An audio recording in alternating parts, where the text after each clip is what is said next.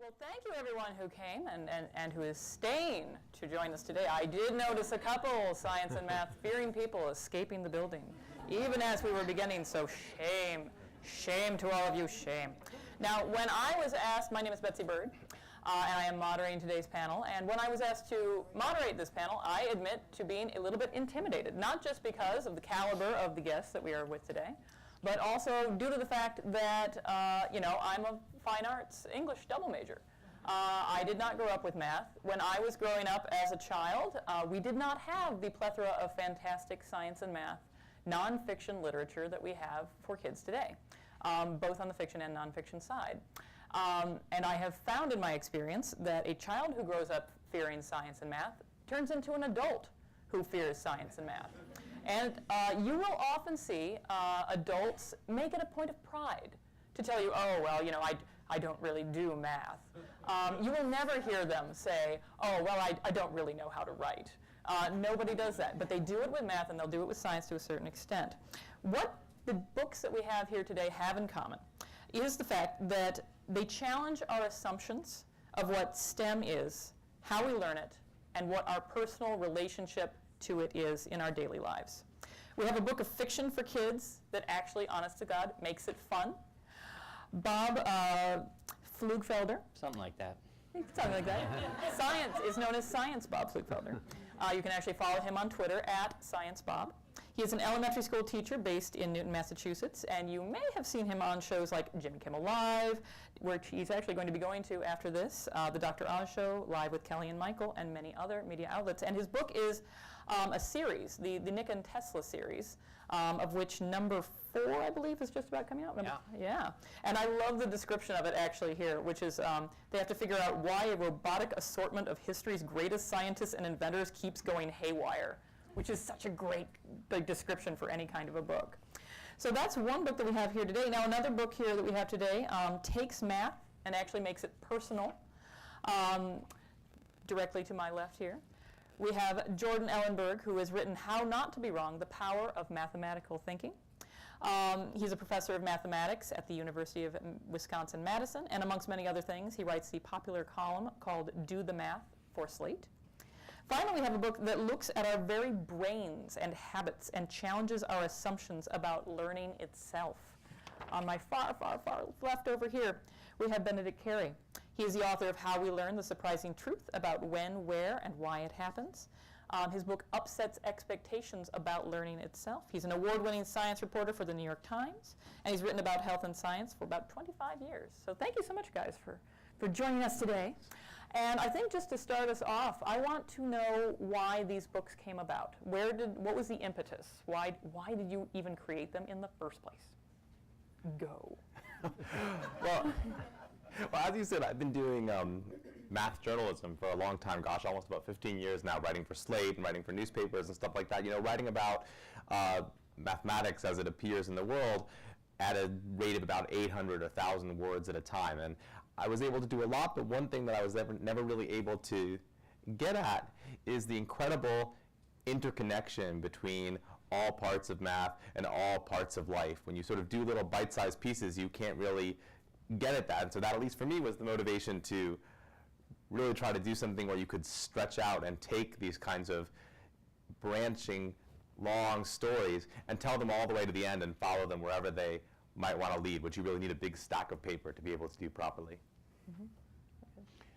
First of all, I just want to say, now that I'm here, I know that Penguin and Random House have merged, and I have to say I think they missed a golden opportunity because they now became Penguin Random House. Shouldn't they have become Random Penguin House? You really should have. Because then I'd want to find the Random Penguin House. Anyway, so my publisher is Quirk Books. They're based out of Philadelphia. And they called my co-author, Steve Hockensmith, and they said, look, we have an idea for a series of books. And their idea was that we wanted to have a middle school novel about 2 kids that are about 12 years old. They're twins, a brother and sister. They're kind of scientifically minded. They go to live with their uncle for the summer, and they get into, they get into trouble like kids do. But because they're scientifically minded and kind of maker kids, they build gadgets to get out of their situations. And they said, we want to have the instructions for the gadgets that the kids build in the stories built into the book. And they did research, and they said, has anyone ever done a novel/how-to book? Turns out, no one ever had. No. We kind of created this whole new genre. So Steve went looking for a gadget guy and stumbled on me at YouTube and sent me the idea and the title of the book, which was, the original one was Nick and Tesla's High Voltage Danger Lab, and that's all I needed. I said, yeah, I'm in. Ironically, we have just finished our 5th book in the series. We have never met each other. We have yet to meet. So he might not exist for all you know. So he might, might be. But he's in San Francisco. I'm in Boston. Our illustrator is in London, and so we've got a whole series of books. We've never met each other. Wow. So that's how it came about. Yeah, I guess it's my turn. I wrote a book about learning. I'm a reporter, a science reporter at the New York Times. Mostly it's been brain and psychiatry, psychology stuff. And, in that area, you get fragments of stories. The brain is so mysterious, we don't know that much about it. And so you find out, you learn about diseases, you don't know their cause, or drugs, or therapies, we don't know why they work, and so on. There's very few sort of real narrative science stories. And I found one. Basically, over the years, I began writing about sort of cognitive science of learning, which are all kinds of weird techniques that, so if you see them one at a time, they just seem like oddball things. But it turns out, if you put them all together, you can tell a really great story about how the brain works. And it ended up being a personal story for me, just because I'm just such a restless person, such a sort of my sort of study habits are so terrible and have been for a long time. And I always just kind of felt bad about it and guilty about it. And but the science tells a story that kind of leaves me off the hook a little bit. And a lot of the habits I have, a lot of the sort of restless habits I have turn out to be pretty good ones. And so I thought, well, geez, no one knows this story, and it's a useful one. So I just had to do it. That's how it came about. Okay. Sort of on that note, your book sort of touches on some of these preconceptions we have and misunderstandings that we have about how the brain works. But in all your books, to a certain extent, I think you must run across misconceptions about various STEM topics. I'll give you an example. I was once speaking with a mathematician who said there is this concept out there amongst adults and children that we've discovered all the math. We're done.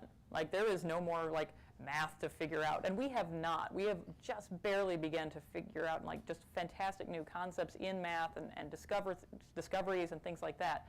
So in writing these books, what are some of these misconceptions, these misunderstandings that you have encountered, either in writing the book or after writing the book and discussing it with people? Well, certainly for me, one big one is the one you just mentioned, that mathematics is a living subject. Part of that is just because it's such an old subject that the math we teach in school is, by necessity, very, very, very old. But what this leads to is a situation in which I think most school kids think that a mathematician is a dead guy in a robe who probably speaks Greek, right? And so mathematicians need not be dead or guys or in a robe. And so, I think one thing we try to do as outward-facing scientists is just to let people know that the subject is still going on. In fact, there's probably more mathematicians working now than there have been at any point in human history. But beyond that, I would say that probably the biggest thing is that I think that in school, the way we portray mathematics is that a method to get answers, right? To say what's right or what's wrong, what's true or what's false, like what's 0 and what's 1. And that is certainly something that's present in math, but the real richness of math lies also in how it helps us deal with and capture things that are uncertain, things that are subject to chance, things that appear paradoxical or contradictory. That's part of the tapestry of math, too. It's not so much typically part of school math, and so I try to really hit that stuff hard in the book. For me, I'm kind of really excited because I'm sure all of you have that student in your classroom that if during the day they get their hands on a eraser and a couple of paper clips, they will soon have a creature on their desk. But you know that kid? And that would often be annoying. But now we have this kind of movement called the maker movement.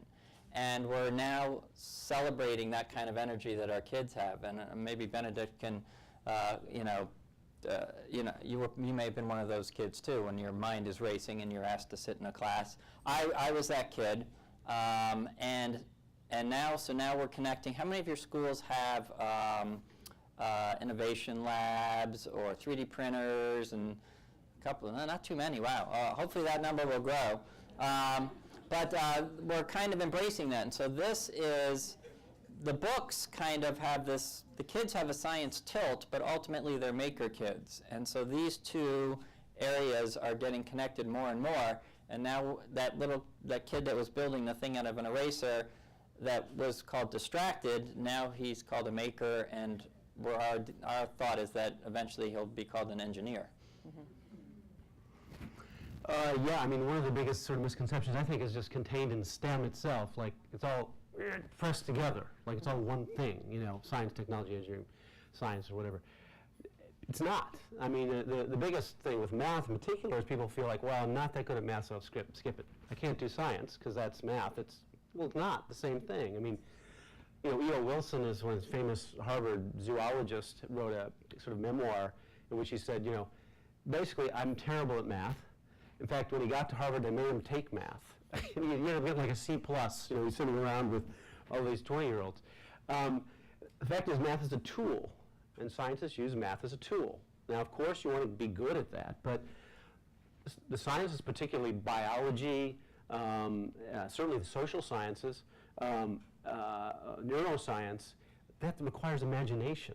Those people are seeing the way things work. That's how they start. The math comes later, and and a lot of scientists basically they subcontract. I'm not suggesting this for kids, right? but even Einstein was basically leaning on mathematicians. He wasn't doing a lot of the hardest math himself. So the point is that start with the science that appeals, and then the math becomes something that is really helpful. It's a tool to help do the science. Wait, can I push back on both of these guys a little bit? Absolutely. Is that all right? Do that thing. Because I would say, first of all, of course, I mean, mathematics is a richly imaginative subject. In some sense, the most imaginative that there is. I mean, that's where imagination happens. So I think if we see mathematics as a kind of a tool that you sort of grudgingly do as a tool, like in order to promote your imagination, no, then it's wrong. Then you've sort of missed the point, which Wilson has, by the way, although I like him a lot. Thing two, I also want to push back on the idea that there are maker kids who are a kind of kid. Because ideally in schools, I mean, this is something we face with math all the time. Some kids, a small population, think of themselves as math kids. And it's really easy as teachers for us to sort of accede to that categorization, right? There's the math kids, and then there's the other kids who are going to sort of somehow make it through. I think to the extent we think of a math kid as a kind of kid, we're giving up too much as teachers. I see what you're saying. Of course, there were two things there that they said that I thought were excellent examples of other misconceptions that they were debunking. For example, we think of the antsy kid in the class as not necessarily a maker kid or a math or science kid, and often not they are, which is kind of an interesting way of looking at that kid who just can't sit still for 5 minutes. They want to be making stuff. By the same token, I love the idea of the creativity. In the science kid, we often think of, the scientist kid, they just sit there and they're rational thinkers and they don't have any creative elements to them at all, and that's absolutely untrue as well. Now, when we talk about STEM topics for kids, it feels to me like your books have two different types of hurdles that you sort of have to overcome. There's the reluctance on the part of adults and the reluctance on the part of certain types of kids in terms of learning about math, learning about science. How do you sort of overcome adult reluctance as well as kid reluctance to a certain extent when it comes to showing them how these misconceptions occur and the fact that math and science is an interesting topic. We're seeing a couple things in pop culture that are helping along the way. There's the rise of TV shows like Cosmos. We're seeing Radio Lab and other podcasts that are doing it. But what do you do on your own front? Well, I do think, I used to read scripts for a TV show called Numbers. Did anybody ever watch this show? And it was about a math professor who fought crime. Yeah. Awesome. And it's pretty interesting because I think within my profession there was, to be honest, a lot of ambivalence about this show because I don't want to ruin it for you guys, but the math was not always super realistic. And people knew that I was reading the scripts and sort of sending comments, and they were like, "How did you let that?" But I think, but I did not have any ambivalence about stuff like this. So I think one thing that we can do is it kind of comes back to creating the impression that math is still alive and a mathematician is a thing you can be. Okay, maybe we fib a little and say, and then you catch criminals. But I just think for the mathematician or the scientist to be a figure in the world, a person like any other kind of person that you might meet on the street, who might look lots of different ways, who might not look like a dude with a beard, but might look all kinds of different ways. I think that's affects adults and children alike. Right? We think about how kids are affected by the media and the things they see on their TV and their video games, but guess what? Adults are too, right? You guys watch TV. That's true. Yeah, I'm not worried about kids. No, kids are not my problem. Kids are born scientists. There's a great video on the web. There's videos on the web, apparently. And there's a great video on the web of, it was taken by a French couple where they did a time lapse of their, I want to say 9-month-old in a play space over 4 hours. And you see that child who can barely crawl, go and play with every little toy, go to every corner of the room, turn everything upside down. That's what kids do. They will walk through forests and turn over logs. They will splash in puddles. And for me, it's the parents that stop them that I'm worried about. Mm-hmm. It's the kids that say, don't go splash in the puddle. And to me, that's an exploration of water displacement. That's that's not making a mess. Get your shoes wet. Who cares? You can dry off shoes. Goodness. So that's kind of my thought. So for me, it's kind of the parents. And I think in the book, it's kind of nice because the kids go out on their own and solve their own problems. In a lot of ways, the parents are absent because they're supposedly in Uzbekistan researching soybeans. They're not researching soybeans. And the uncle's a little absent-minded. So the kids become their own problem solvers, and I think that's nice to show them as independent problem solvers. And the fact that it's not the boy that's coming up with all the solutions, but that they work as a team and think that way as well.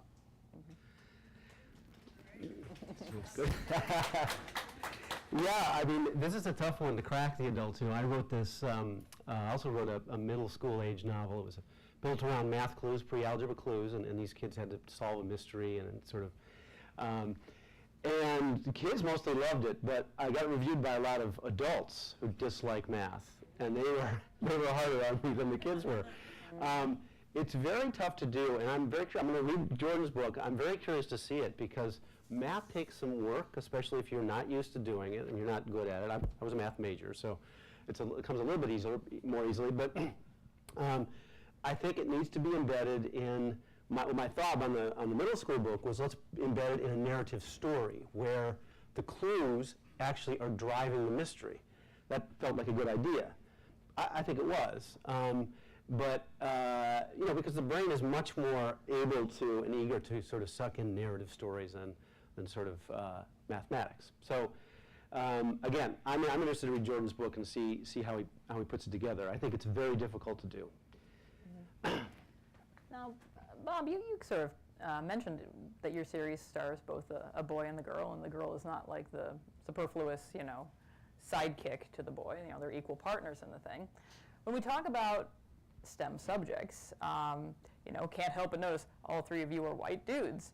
And it is imperative. Well. Yeah, I know. Spoiler alert.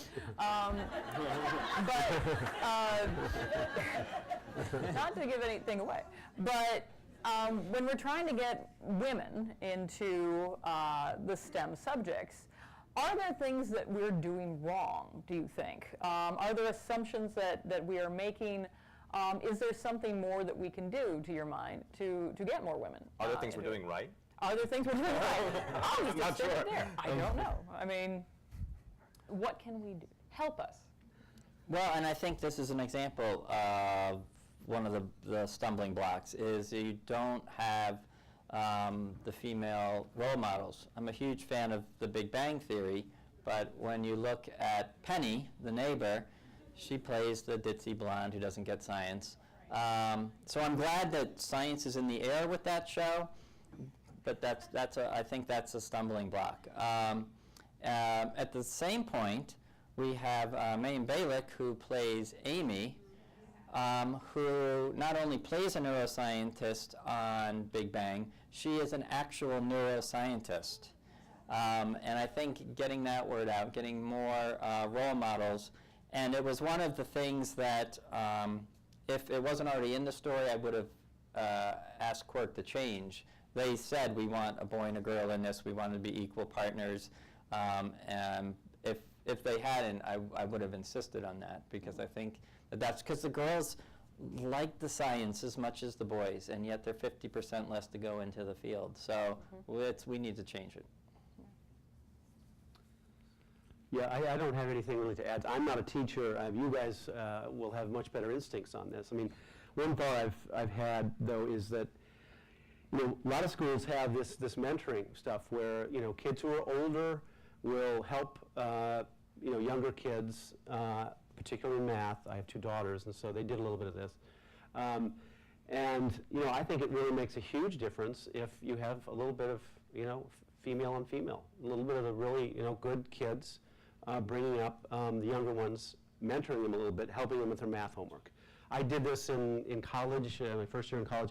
This fantastic, it was called The Bungalow, and it was this place, it was 24/7, it was open all the time. And you could walk in there and, any problem could be 2 + 3. And those guys would sit down with you, weren't all guys, they would sit down with you, and they would walk you right through that thing until you had it. And I just thought, this is unbelievable. I mean, at that point I was dealing with math problems that I didn't think anyone could help me with, but there's always a few kids in your school, no matter what school you're in, who can walk you through this stuff. And I think that would be great. I don't know what schools are doing currently.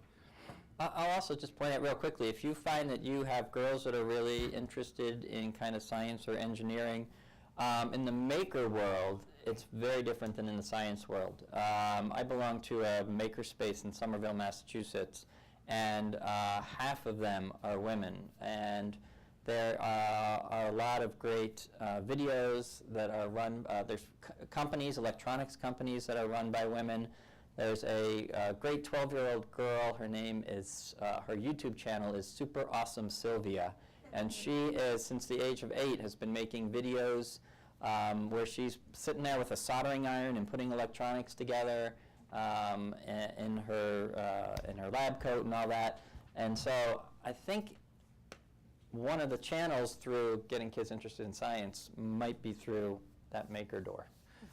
But I mean, I think we also can't hide from the fact that once kids are out of school, right? I mean, the maker space for kids may be one way, but the kind of entrepreneurial startup space, we all know, is an environment that in many ways is like highly toxic for women. That's true for many precincts of academic science as well. So I think we kind of have to work top to bottom, because if we have a world where it's pretty bad to be a 25-year-old woman in science, then we're not going to produce those grown-up role models, and we're sort of sending our elementary school and junior high school and high school girls like down a path that they may not like, because we have, I mean, so I think there is a lot of work we have to do within science, which is for the grown-ups to do.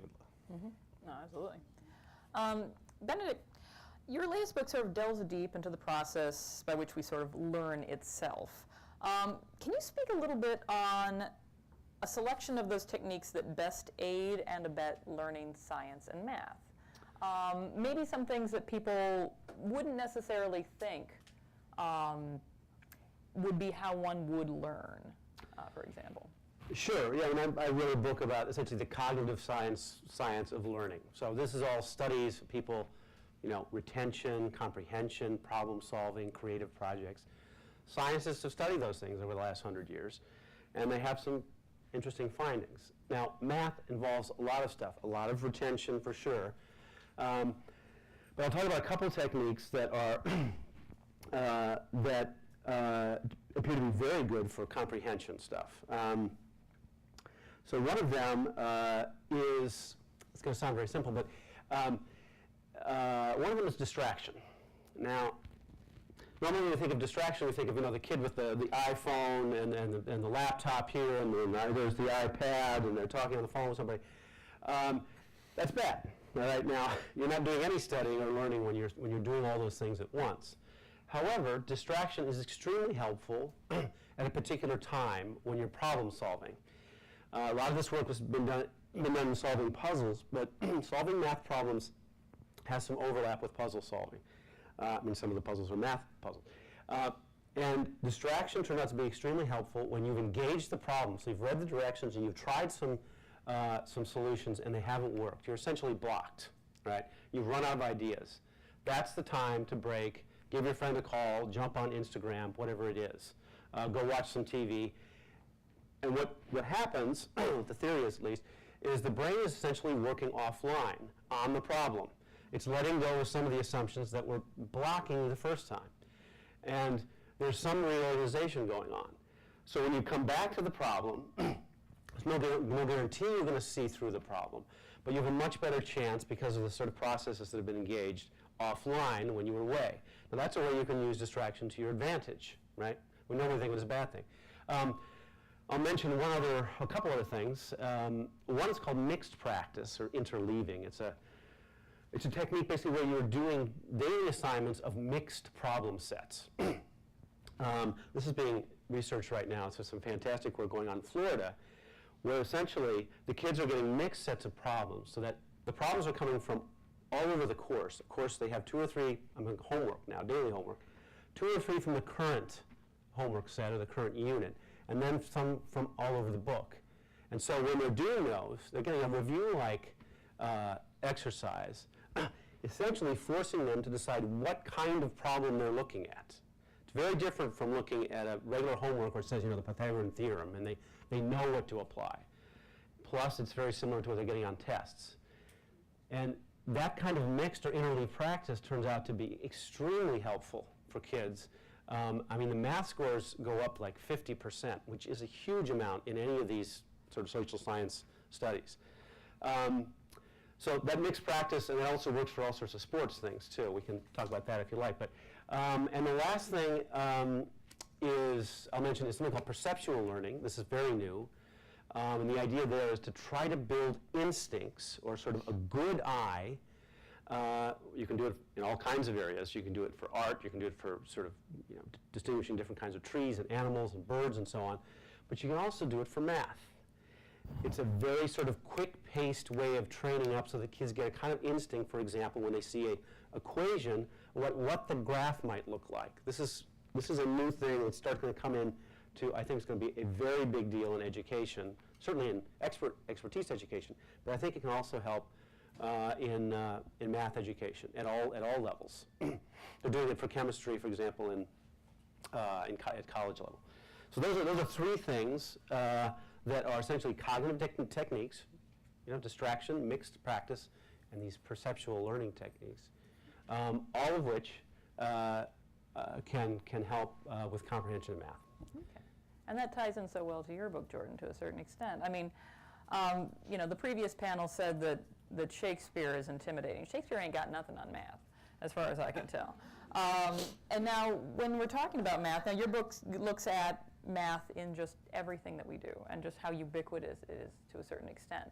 Can you talk a little bit about that, and maybe also maybe touch on just what we should not do when teaching math? Well, first of all, I do want to say that indeed Shakespeare is exactly like math. Let me explain. Because I do think they are both in a language which on its face appears to be quite different from the ordinary language of our life. It seems like we might look at it and be like, well, it comes from a alien sphere. What is this? Like, verily this and that and et cetera, right? But it is not. Like Shakespeare, what's going on in Shakespeare is sort of intimately tied in with like the deepest essence of being human, like math, which also, in some sense, appears to be, I mean, we even sort of somehow present it as if it sort of has nothing to do with life and sort of present its language as a kind of language that's divorced from our everyday reality. But of course, like, and I try to, and in the book, I think one thing I try to do is take a lot of these ideas and go back through their history, go back to the time when people did not understand them fully, and try to understand, well, what problem were these people trying to solve? What were they trying to do? We didn't just make this up to torture 8th graders, right? There's a reason that it is what it is. And at least, I mean, by the way, our training in mathematics is extremely ahistorical. There's a lot of this stuff I didn't know about. I had to go and learn it, and it's fascinating to learn about the development of these ideas. And I think, you know, you made this point that math is difficult. Math is difficult. I think sometimes we do our students a disservice by telling them it's going to be simple. If it was simple, why did it take thousands of years to work it out, right? Why were some of the smartest people in all history incredibly confused about this stuff until they finally understood it? And so one thing I try to do in the book is really try to bring the reader back to that place when people argued about whether a negative number times a negative number was a positive number, right? Like the reason students find that confusing is because it actually is confusing. And it's deep and it's profound. And if we sort of let it be something that it's this way because the teacher said it and it's going to be on the test and you'd better get it right, I mean, we're not really teaching math at all, right? We're sort of teaching some much more rudimentary skill that maybe is not even so worth teaching, except for the political reasons that Dana talked about. Mm-hmm. Absolutely. Now, Bobby, you deal with kids who probably, I would assume, and correct me if I'm wrong about this, you probably deal with kids that both come into your books already loving STEM subjects, as well as kids that do not love STEM subjects but like your books anyway. What's been some of the fan reaction from kids themselves to your books? Well, what's been great is the librarians, I tell them about the book, and they're like, I know the kid to give this book to. And I said, well, why do you say that? And they're like, well, there's this kid that really likes Legos and stuff like that, but it's hard to get him to read. And then sometimes they'll say, oh, I know a kid that's really into reading, but we just want him to do more stuff because that's all he does. And so it's been interesting to see how, from both ends, people have keyed into it. It doesn't come off as a sciencey book. If you look at the descriptions, we use the word gadget a lot because we find kids, boys and girls, like the idea of gadgets and the idea of kids building gadgets. So it's kind of, I always describe this as sort of like Hardy Boys and Nancy Drew meet MacGyver. And so there's a little bit of both of that. So, and it's been great. We're actually at the point now where there are videos of kids that have built the projects, and they're making videos, and they're sending us pictures. And there are school systems that have after-school clubs where they read the book and then they build the project. And that's the stuff I didn't realize might happen, and it's kind of awesome. Great. Well, we're just about out of time here. I'd just love to hear what you guys are working on next, actually. Go for it. Well, writing books is not my real job, for better or for worse. So actually what I'm mostly doing is really like doing mathematics, like my day job, which I've been slightly ignoring a lot of students I'm supposed to be paying attention to for the few months since the book came out. So I'm mostly doing that, to be quite honest. All right. I have a lesson on the scientific method tomorrow for 4th grade. We're learning some you have a job trees too, and that's it's right. very good. So yeah, I am a teacher that is here on Columbus Day too, so thank you to all of you guys. Yeah, I've got a day job. In fact, I've got a story due on the perceived risk of Ebola, which is due at 5. Okay. Okay. No problem. So I got 60 minutes. I've turned it in. So. Okay. My phone is off. So, So I'm not doing any book projects right now. I need to focus on work. Fabulous. Well, thank you so much, you guys, for joining us, and thanks all to you. Thank you.